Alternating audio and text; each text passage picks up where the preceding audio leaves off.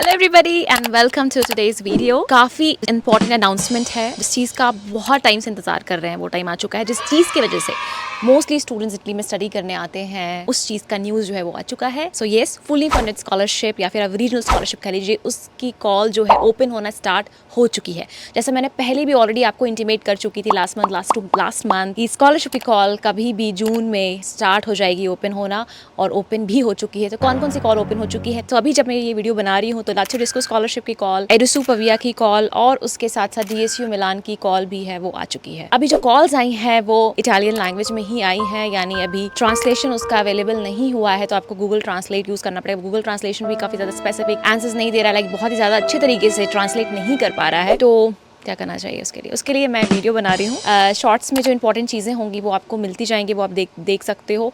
आप community tab में जाकर के चेक कर सकते हो, जो भी कुछ इंपॉर्टेंट इन्फॉर्मेशन होगी वो मैं वहाँ पे डालूंगी।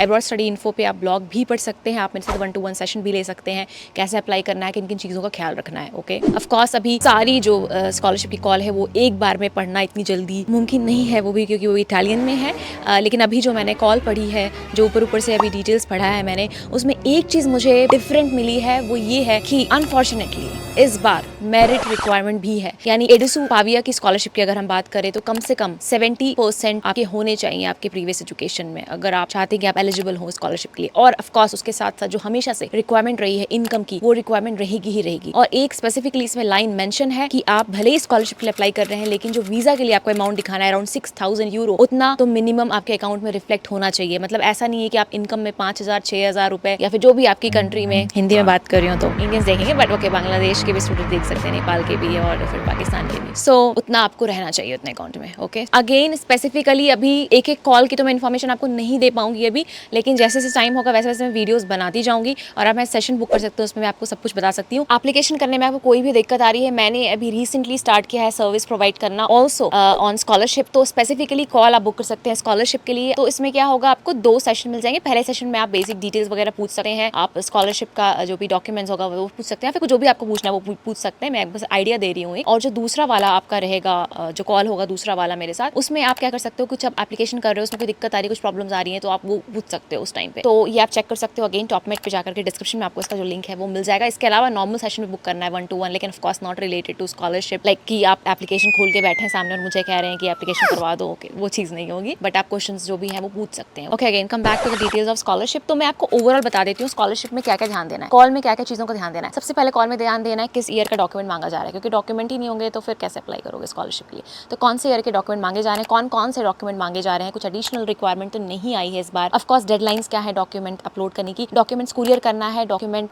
खुद से जा करके सबमिट करना है, या डॉक्यूमेंट्स ऑनलाइन सबमिट करना है, या फिर तीनों चीजें करनी है, या फिर दोनों चीजें ही करनी है, ये भी चेक करना होगा आपको। तीसरी चीज आपको चेक करनी है कि क्या अकोमोडेशन के लिए सेपरेट स्कॉलरशिप एप्लीकेशन देना है, या फिर वो एप्लीकेशन जो मेन स्कॉलरशिप की ओवरऑल होगी वही उसके साथ ही होगी, तो ये चीज भी आपको चेक करना पड़ेगा। नेक्स्ट आपको चेक करना है कोई परसेंटेज क्राइटेरिया तो नहीं है। क्या क्या क्राइटेरिया, इनकम तो है ही, वो पता है हमेशा रहता है। तो ये चीजें जो है ऑफ कोर्स पूरी कॉल्स आपको पढ़नी है, लेकिन ये जो चीजें ये आपको प्रायोरिटी में सबसे पहले चेक करनी चाहिए, और ऑफ कोर्स उसके अकॉर्डिंग फिर आपको स्टेप्स लेना चाहिए। अब हम डॉक्यूमेंट्स की अगर हम बात करें तो देखो, डॉक्यूमेंट्स होता है क्या, इनकम डॉक्यूमेंट्स होता है वो सेम ही रहता है, ऑलमोस्ट कभी भी चेंज नहीं होता है। तो वैसे इस साल भी नहीं हुआ होगा चेंज, बट अगेन आप स्कॉलरशिप के कॉल में वो डिटेल्स जरूर देखना कि अगर कुछ भी थोड़ी मोड़ी चीजें भी जो है वो चेंज है तो इनकम आपको आपकी फैमिली मेंबर्स की इनकम पता होनी चाहिए। लाइक आपको उस डॉक्यूमेंट में मेंशन करना है क्या ऑक्यूपेशन है आपकी फैमिली मेंबर्स का, क्या कितना कमाते हैं, किस साल की ये इनकम की डिटेल्स है वो भी मेंशन होना चाहिए। दूसरी चीज आ जाती है आपकी प्रॉपर्टी सर्टिफिकेट। प्रॉपर्टी मतलब आपके नाम पे, आपकी फैमिली मेंबर के नाम पे कोई प्रॉपर्टी है क्या, और आपको प्रॉपर्टी जो है वो स्क्वायर मीटर्स में मेंशन करनी होगी। प्रॉपर्टी नहीं है तो मेंशन करो प्रॉपर्टी नहीं है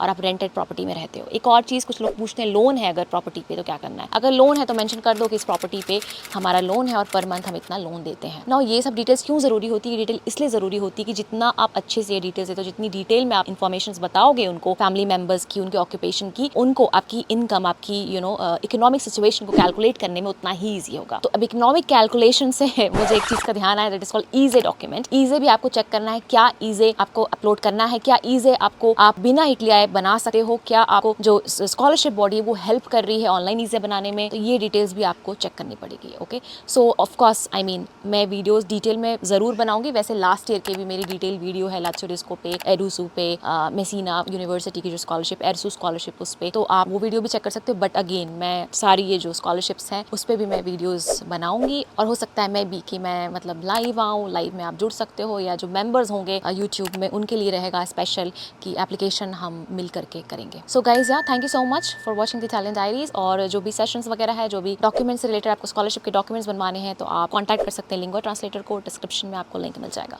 till the time, bye bye, चाओ।